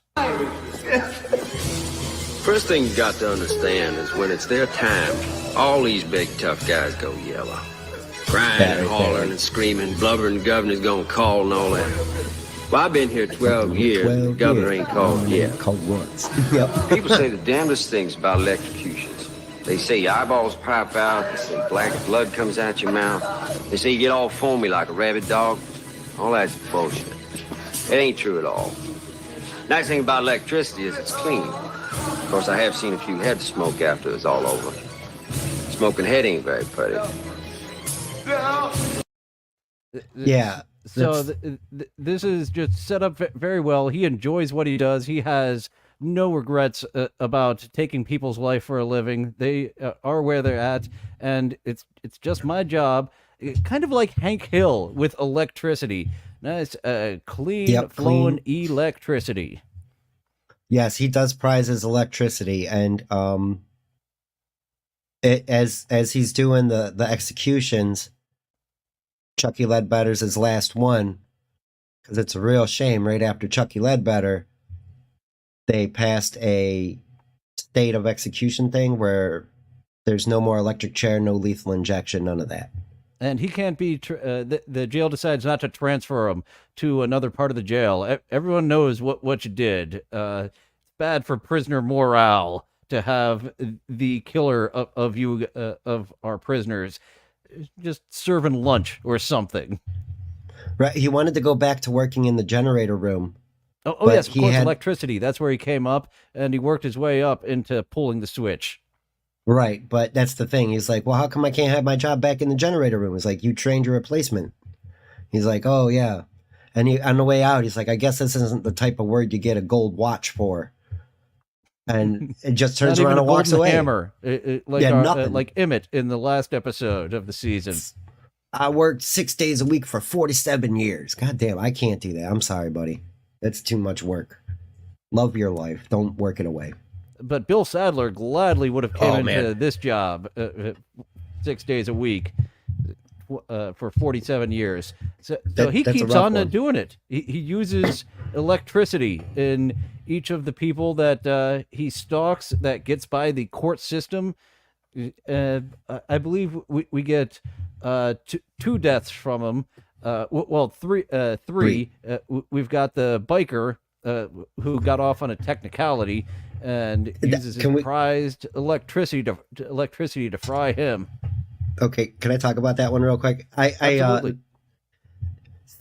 So the biker guy is super pocky face. He's in court, and they're all sitting there, and Bill Sater's sitting in the back, and they say that there was a clerical error on the warrant, and that this guy's going to get off a murder because the warrant wasn't issued correctly. And he's like, ah ha ha ha, and he's laughing at him. And the sister of the guy who got murdered stands up and says, you murdered my brother. And he turns and he goes, your brother was a... So to clean it up for YouTube, we'll just say your brother was into monogamy, and that's why he killed him. And my jaw, I was like, what? I was like, whoa. And so he feels that guy beat the system, so he's gonna, deal his own executional justice. The other setup, it's a man and his new girlfriend who obviously killed his wife. And there was another buddy of ours showing up as the killer husband. Yes, that's why I forgot to write his name down. I was like, damn it. I just was looking to see if I wrote it, and I did not. Garrett Graham. Thank you. Our buddy Jay Sherman's father, Franklin, and from the very pivotal movie Used Cars, of course. Yeah, dude, that's my favorite part about a lot of these, not just Tales from the Crypt, but everybody in chat's been naming every other one too. That's why I brought up One Step Beyond, because if you've seen a lot of the other ones, you'll like that too. It's from the 50s. It's so some of the acting is just like Tales from the Crypt, over the top in some spots, but then hits a tone in another. So Tales from the Dark Side, it's great. I'm so happy that everybody's enjoying it. Tales from the Dark Side, of course, they made a movie which is basically Creepshow 3, just under a different name. Even one of the stories was a deleted story from Creepshow 2 that they aired on the Tales from the Dark Side movie. I was just thinking of and kids got in on it too. This was so popular that Tales from the Crypt Keeper came on Saturday morning cartoon blocks. That's right. There was a couple of good scary cartoons that were out. That Beetlejuice. I think they tried to do. I think a pup named Scooby Doo was out around that time. Well, that's late here, early '90s, maybe a little later. They were definitely still airing in the early '90s. Oh yeah, I'm jonesing to watch the Don Knotts episode of Scooby Doo. I don't know why. I just remember him wearing the rain slicker and being funny. I discovered that they made more Scooby Doos. There's an Urkel episode of Scooby Doo from within the past 5 years or so. Oh, okay. I know what I'm doing the rest of the week. So after our good buddy Garrett Graham and his new girlfriend get a dose of electricity in the hot tub, very over the top, them getting electrocuted in the hot tub, he goes after... The mistress sells him out real quick. He's like, I had nothing to do with it. He's like, you bitch. And then he throws the thing. Or no, he just flips a switch. So the hot tub's just wired up. I thought he threw a toaster oven in there or something, but he doesn't. I remember he flips a switch. He's very enthused. Yeah, he didn't want to just do a simple toaster. That isn't using the beauty of electricity to its full potential. Correct. He did. Making sure that everything was the levels that he wanted them at to electrocute them to death. Then he got too ballsy. He wanted to electrocute a go-go dancer during her shift, and he's got the I don't know what he was thinking, hanging from the cage, going to this back room, and someone discovered it earlier in the day, and they were like, "Well, let's just disconnect it and see who comes back." Oh, it's our buddy Bill. Bill, you're coming with us. Bill. And it's so good too, because this is why I think it's also a good first episode. You get everything here. A stellar actor playing this character, doing silly shit. And the third one is the most silliest. And you're almost rooting for him. Yeah, we're on his side. This is like a variation of Dexter. These people who took someone's life, let's take their life. And I have 12 years of experience of doing this with beautiful electricity. We're going to keep it going. Yep. So then we have the end, a nice cap on it, mirroring what we saw poor Charlie doing with now... I keep saying Bill, the actor's name. I forget what the character's name was. He was deaf. I know that. The government call, yeah? Listen, you just delay this thing just a couple of minutes. That's all I'm asking for. Just a few damn... The governor will call this time. He ain't called in 12 years. Yeah, no, he's on But it. He this thinks time- the governor's going to call for him, and nope. I am a special exception. I was doing his work while they were too chicken shit to do their work. That's exactly Niles Talbot was the character name. Niles, the same Niles. eerie circus music, which I think adds. You're like, nah, could have used a different soundtrack.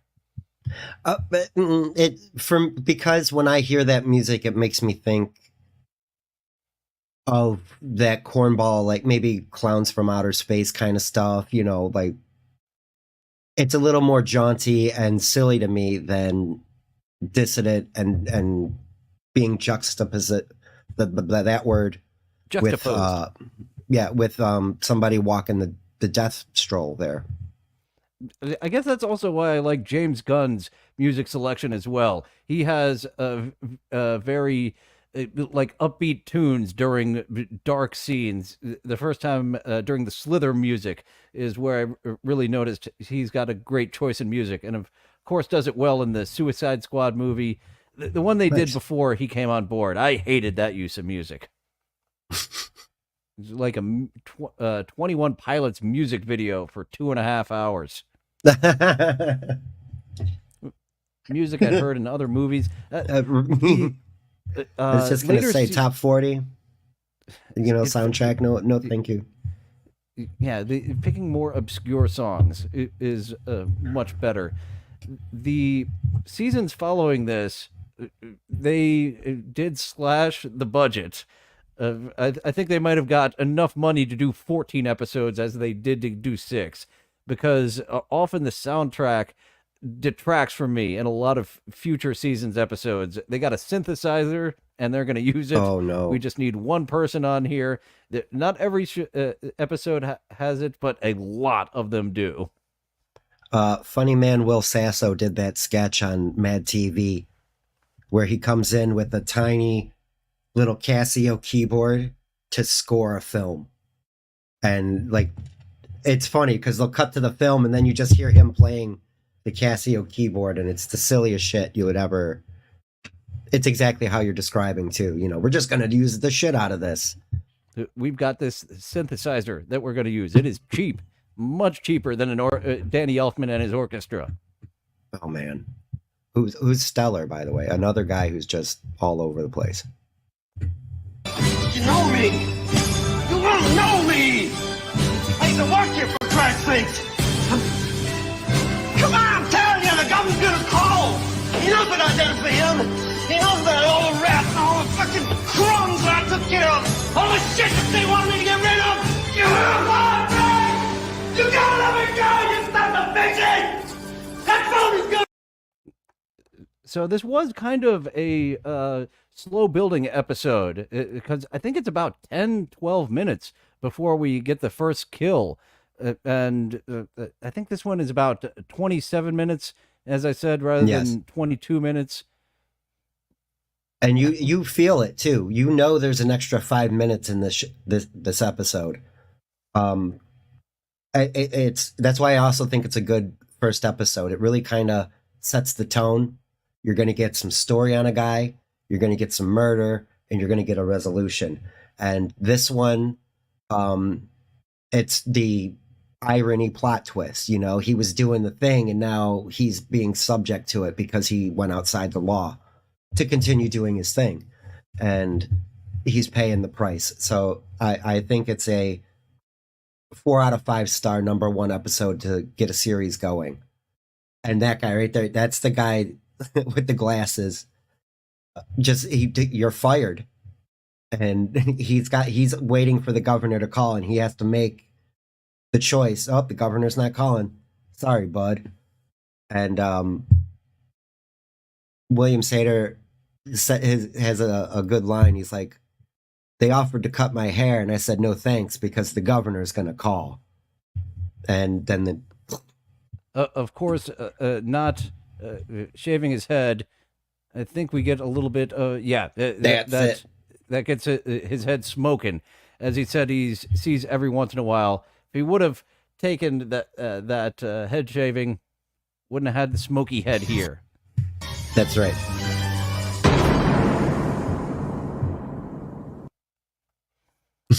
That was Such a my good show. number 2. You said you ranked that one at number 3 on your list? Yeah, it's in between episode 1 and episode 2. Is like 5 and 6. Those are two are closer because like I favored the more comedic ones. But like it was hard to rank them, dude. So I'd rank them on what I personally liked. Not it's not your on own a technical opinion. scale. Right. It's not like, oh, this one was shot well. Because that's what I didn't write down, and it's just coming back to me. There was some really good shots with him in the office where you're at knee height looking up at him. And it's elongated, and it does make everybody feel bigger and more scary. As he's getting shit canned for being an executioner. It's so good. There is actually an amazing shot to start off with what I ranked number 1 and all through the house, the Christmas episode.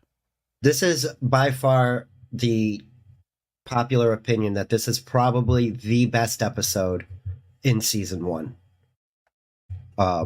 It's the top rated episode on IMDb. It's a Christmas episode. It's spot on for what it is. It hits the ground I do running. enjoy. Right, Oh, go ahead. I'm sorry. There isn't build up like there is in the other episodes where you're just anticipating what's going to happen. This one, and speaking of great shots, as I was segueing with, the opening shot, I bet this took them all morning to get.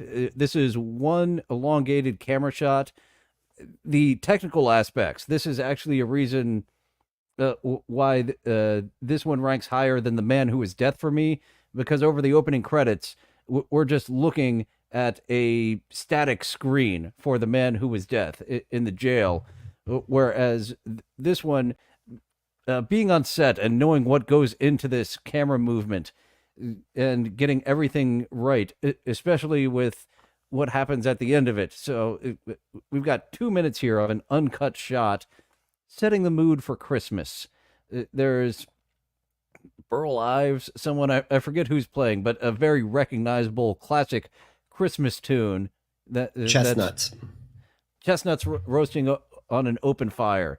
That's kind of like, oh, we were in a scary mood. We're in a festive mood now. To really yank the rug from underneath your festive feet really quick. Yeah, it's set up as it's Christmas Eve. Mom and Dad are downstairs doing Mom and Dad's thing. Yeah, see, there you go, right there. I just so blown away. And there's William Gaines' name. I didn't mention him either. A lot of the comics do differ. The Vault of Horror, Tales from the Crypt being one of them, Fear, all under EC Comics. They had different variants of their horror comics come out, and they just owned all the rights to them, so throwing them into this Tales from the Crypt. Also, from the 1972 movie, it was with Joan Collins playing the lead in the 72 movie. And this one has a lot more twists and turns. The one from the movie was more cut and dry and straightforward. There's some more excitement with how this one is structured. Yes. And as we're watching this slow, that right there, because right here's where you get to the establishing part. That I didn't pay attention. I took that for granted. That long, steady, you're in this nice suburban home. It really, your brain is doing the storytelling there more than I realized. You know, you're relying on your own memories to put that together, you know? This is still one uncut shot as well, as we were about to get to the special effect and figuring out. It's really simple what they've done here. Obviously, we just saw the actor's full body here. The husband, who the wife, not very happy with. No. Real and quick. Then he comes back up. And that's a model. So it had to be very exact to get 2 straight minutes of panning, getting us all in that Christmas mood that we all know and remember. Into as soon as the credits are done, we're on to the horror aspect. Right. I want to watch that again. Let me see. See, the hair I that love comes that. back up is pretty good. It's pretty good. Oh, now I lost my train of thought. I was going to say something about it. The special effects well. department, they created a bunch of heads. Emmett in the collection complete, his taxidermied look was quite silly looking as well. And this is, since we don't see the whole head. Bam. Okay, Yeah, now I remember what I wanted to say too. Oh, go ahead. You first. Can't really tell the difference. They did very well with that fake head. Yeah, I did. That's why this time I looked deliberately to see how different the hair was. This was the moment I realized that this was the first episode I had seen. Was this episode? Was after he got, fire poked in the head. I was like, is this one? If it wasn't the first one, it's one of the first ones that I've watched. And you immediately do. You fall for it because it's such a good show. This episode. Oh, go ahead. Yeah. This slower building first episode and the very loud and ostentatious Joey Pants episode debuting on the same night, along with this one. I don't think there is any episode that hits the ground running and just keeps going as much as this one does of getting into the horror. There's build-up you need even for the 22 minutes where we're into it. She just killed her husband. And there is a psycho killer on the loose in a Santa suit here on Christmas Eve. So she then has to start battling this psycho who's trying to get into the house. Yeah, we are informed as the viewer about the psychopath who escaped the mental ward and then stole the Santa suit from one of his victims from the radio, which is great. It's almost like that PT. Excuse me. Oh, I got hiccups now.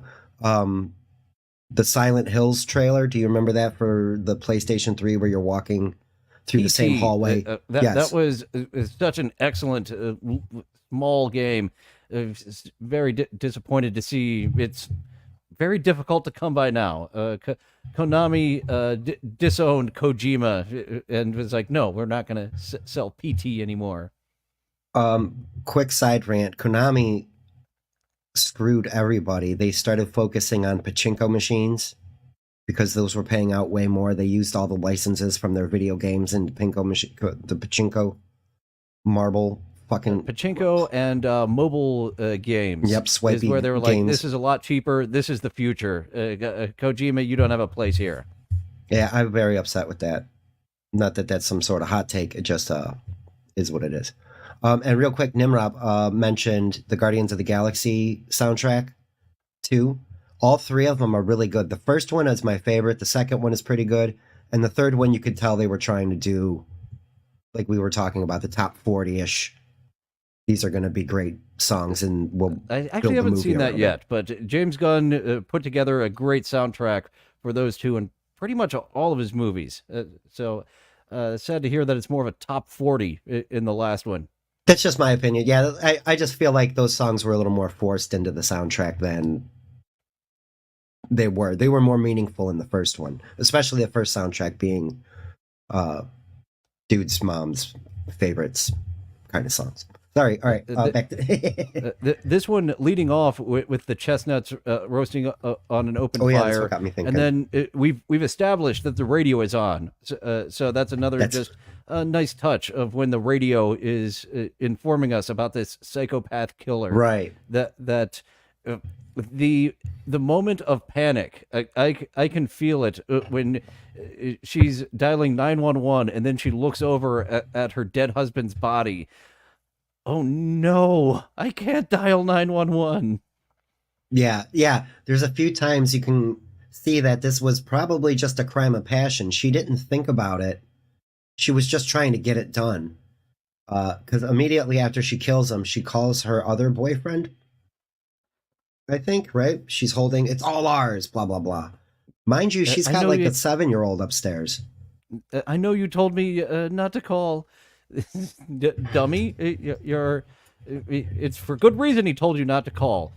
Yeah, that's adding another piece of uh, horror, frightened factor. What word am I looking for? Having the daughter. She's protecting her daughter, protecting her freedom from the police of this body, protecting herself from the killer. Uh, very, very well done, and I'm that moment of panic. I think that's my favorite part in the entire episode of picking up the phone and ah. Yeah, you're gonna incriminate yourself, lady. You better be careful. And I also like that she sees later the blessing in disguise of trying to get out of murdering her husband by pinning it on psychopath Santa. She says it out loud as she comes to the conclusion of this: the axe murderer killed him with an axe. So it's her trying to hit him in the head with the axe and missing Another, Actually, I wish yeah, I would have pulled a clip of that, even just a still shot of his dead, surprised, as she yeah. keeps missing his head a couple of times before. It All right. it does it in the music that they do it again. There's wind up music, and then da da da, and then it's to the left of the head, and then she wields back again, and da da da, and it's to the right of the head. And so, of course, I have no control over myself, so that's comedy to me, But it's like because she's swinging the axe, uh, basically with her eyes shut, trying to cover up the fire poker hole, and she gets him on the third shot, and I was just like, of course. There's always to me, there's always just a slight couple of bits of comedy in every episode. Just a little bit like that. Not cream pie in the face every time, but just silly shit. Sorry, So very simple plot, but they do it very effectively. As the killer, she has to knocks him out for a period of time. That's when she's feeling good about herself. I'm gonna whack my husband with the axe, and oh no, where is he? He's back somewhere. She locks herself in a closet by accident. The doorknob comes off as he's climbing up to her daughter's room with the open window. They established the open window earlier, where it's like, I'm hot. Well, open your window. Oh yeah, him going by the closet window. This closet has a window. I just noticed that. Very odd for a closet. I'll tell you what. I got a closet with a window in it. It's a very small window, just like that, but it's great. That just happened to me. Any other time, I would be like, when does your fucking door handle fall off? Any other time. My basement door handle literally came off in my hand just the other day. And specifically, I want to make a comment about her shitty crystal door handles. I know those door handles. Those things were garbage. So I'll let the silly, like when the car won't start in a horror movie kind of shtick. I felt like that was the same thing where she was like, oh, the door handle comes off and she can barely reach the gun. Yeah. Thank you. That was the word I was looking for too. But it literally just happened. I went to pull my basement door open. It was just like, shoom. I was like, what the fuck, dude? It was so comical. I didn't even fix it. So I just left it. She's we're pretty much at the end because there's not a lot of ins outs. Once he's trying to get to the daughter's room, she's the mother here is able to get her way out of the closet. Daughter's not in her room. Oh my God, he got her. Nope. The daughter let him in the front door. Yes, she starts climbing up, or when he's going up, she's trying to reach out the window to him. And there you go. I didn't get to show that. being lazy. I didn't want to take over the show, but that's the cover that which you also get to see in the intro. Like the Crypt Keeper opens up to every cover. There's some nice artwork, and the mom is there. Okay, that's not the shot you wanted, but she does the same shot with the axe outside. There's the moment you were talking about. She's on the phone. Oh no, this is after she's trying to pin it on the guy, and that's the scary ass looking Santa. They did a really good job here, I think. The daughter is kind of stupid for thinking someone this scary looking is Santa. The original one in the movie, he did look more like an old man Santa type of guy. Yeah. This he smiles. You can see the teeth there, and you're just like, no, this isn't. I don't know. I don't think so. Oh, this was also a good shot. Why didn't he not say goodnight to me? This is. Good night, So I thought that Bill. was funny. Establishing it's her stepfather. Right. And like you mentioned earlier with the you told me not to call. I forgot that she had said that on the phone. I'm like, ugh. More incriminating evidence, you dummy. Because that's they'll pull phone records and do whatever. I think her most spoken line in this was "ah!" A lot of That was- screaming from blood-curdling screams from our leading lady. Yes, and I agree. She screamed a lot. It was very believable. Like and again, like with the music, like the jaunty Christmas music, just nuts, like that one is better. This was he sees the Amanda Plummer on the couch with the other guy, and he's just like, "What the fuck?" It's just he made a good face, and I was like, that could have been Christian Bale. It is very Christian Bailey.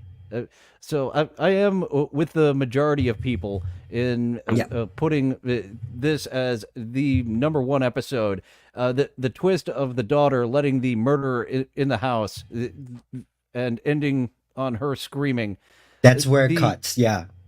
The Crypt Keeper didn't get dressed up very much. He did put on a Santa suit for this episode, but for the most part, he just had this cowl.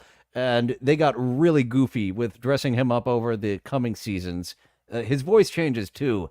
It was more creepy in this one, where they went kind of comedic at some point. It turns more into the Mark Hamill's Joker. It's like a little bit of that, a little bit of pepper that where it's way up here and then back down a little bit.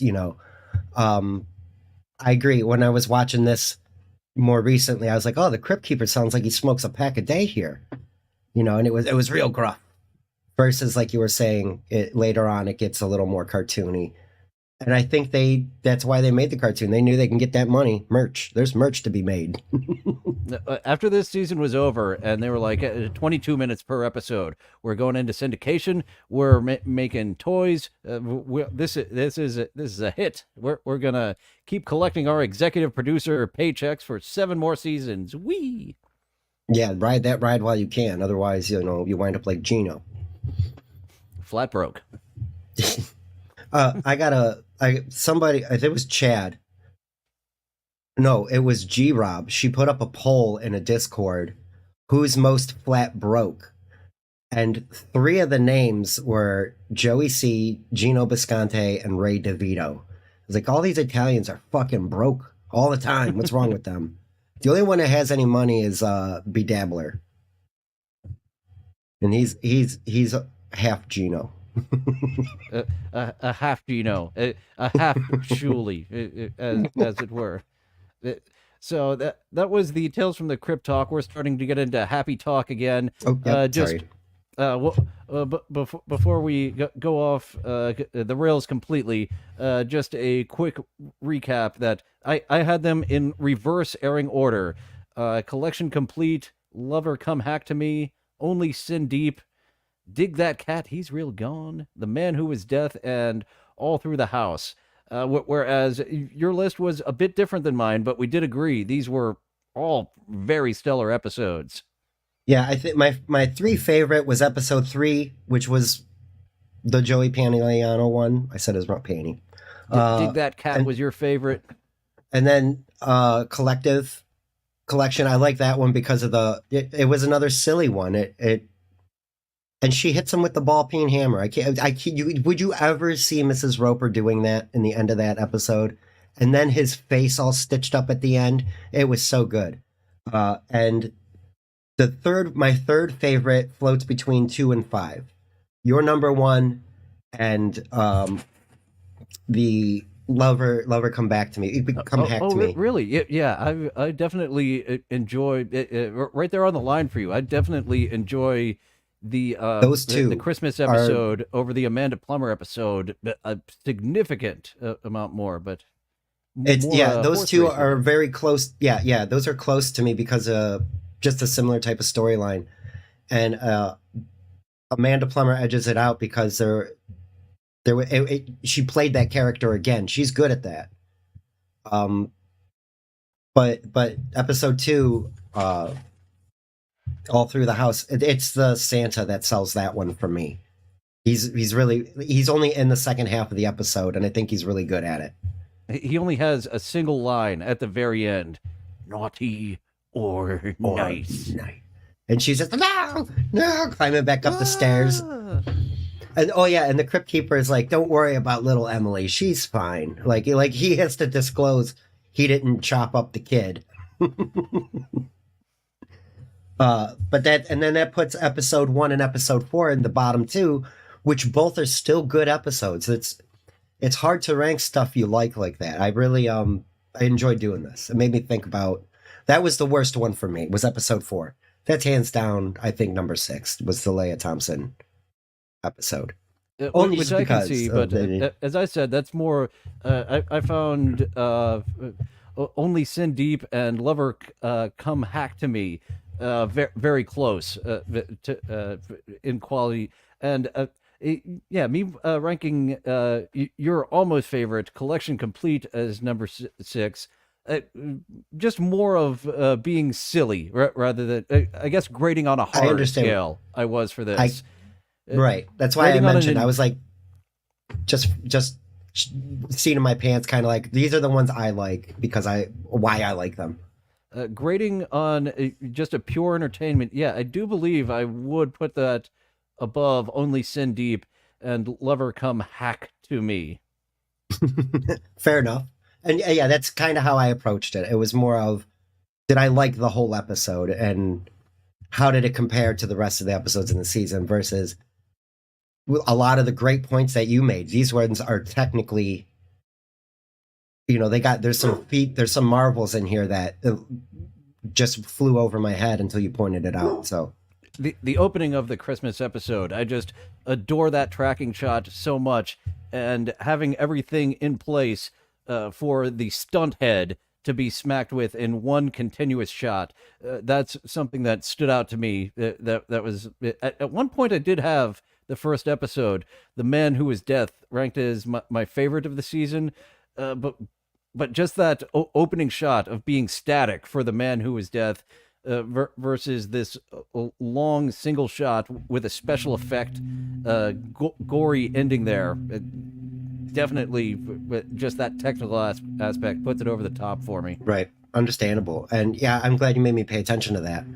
I'm trying to think of the other example where there was a long tracking shot in the beginning of a film, like similar to Roger Rabbit, when they're in Eddie's office, and they're going over the desk and you can see the headlines and you see the bottle of booze, and it was very much similar to that. And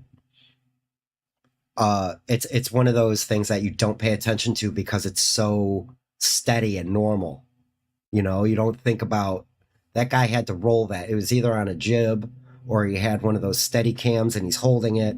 I'm pretty sure it was on a track to roll. That's exactly what I was about to say. I think it was on a track. They laid tracks down and then got that first shot. I'm aware of technical things like that, where if you don't think about it, it's just a shot. But knowing how much work it takes to get that one continuous shot and an effect at the end, Goodfellas. Who played the stand-up comedian, he messed up his line. They did the long classic Goodfellas tracking shot through the restaurant. Oh yeah, through the And back door of the restaurant. And the very last thing got fucked up, and he was like, "Oh shit, I made him have to do this again." yeah, he probably felt terrible for that.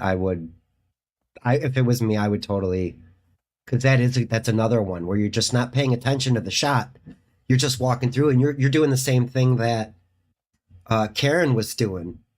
You know, like, wow, look at all this shit. He's greasing palms. This is fucking great. You know, and you miss how technically good some things can be. Or I do. So I'm going to go ahead and wrap up. We just hit the 2-hour mark. I do like to get out of here before we overstay our welcome. I'll be back in about 60 to 90 minutes for members only to do that long postponed members only gameplay stream. Be back next week for some more, I guess it's, TikTok co-host audition Gino Bisconti episode, and be back to goof on Aaron, because that's still popular. He's actually been quiet this week, Aaron M. Holt, but I know our buddies the Clippers have something for us. So check those out Tuesday through Thursday, 11:30 a.m. Eastern. Give this a like, subscribe, hit that notification bell to help this channel grow a little bit. And a thanks to our super chatters for the day, and our gifted memberships that were given out. Helps me get a couple of bucks in. So I appreciate that. Can go down to 4 days of work rather than 5. Hooray. Thank you. Yay. Thank you for your generosity. And Spurg Snake, he's got a channel too. You folks can check him out. Let people know what you got going on over there. Well, this Friday I will be on Honk's channel talking smack probably about Aaron, Joey, and Gino, and a few others. You know, it's Honk's house, 7 p.m. my time, Friday night. And Sunday night will be Family Feud. I'm probably going to play the Super NES version. So we're going to try to guess some old answers on the 1990s. SNES of Wheel of Fortune or Family Feud? Family Feud. Yeah, Family that Feud. one, So there may be a little appearance by a fake Ray Combs. Oh, hooray! Hopefully they did get Ray Combs in there rather than bland pay nobody. No personality. Yeah, I do enjoy that. And like you were saying, the Wheel of Fortune one is it's fun to play, but it's harder to be comedic at. And Family Feud seems to be pretty popular, and I'll come back to other stuff later. Yeah, Reenie's really good at that wordplay. I would be a terrible Wheel of Fortune contestant. Family Feud is a more of a dumb anyone can play. Yeah, that's kind of why I like it. It makes me look smart. Yeah, really got to have some skills. When you do crowdsource from the chat, it helps get it done. And Reenie is, I think Doopa Doopa Doo was another one of the really good ones where I'm like, damn, I was way off. Yeah, no kidding. I'm the same. It's like, it does. And it doesn't help that I can't spell either, you know, so I'm staring at chat like this, trying to make sure I type everything in the allotted amount of time. It's awful.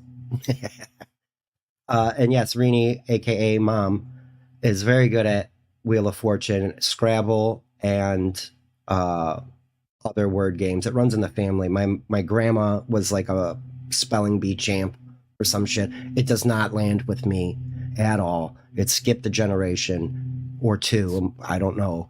Categories I always had fun with, but yeah, some of those it's only certain word games where I'm got that expertise in. So that was today's episode, Tuesday through Thursday for me, Honk the Clown, and Friday? On Friday, and some Sunday music night. popping up from here and there over on Yep. Spurg Snake's Secret Stash. And we're going to sign off for realsies this time. Thank you all for joining. Feel free to go away. Well, it looks like that's all the time we have for today. Thank you for going on this adventure with me. It's fun being with friends. I'll see you next time. Bye now. Bye for now. Toodaloo. Au revoir. Auf Wiedersehen. Ciao. Ding dao day. Places all. All join hands, circle left. Now circle right and listen to me. LS, MFT. Elementary corners like swinging on a gate. To right to your honey with the right left date. Grand right and left around you go. Lucky strike means fine tobacco. Meet your honey and give her a whirl. All swing around with the little girls. Smoke 'em, then you'll see. LS, MFT. Promenade and don't you fall. Promenade around the hall. Lucky strike is first again with tobacco men. Promenade straight down the pike. It's time right now for a lucky strike.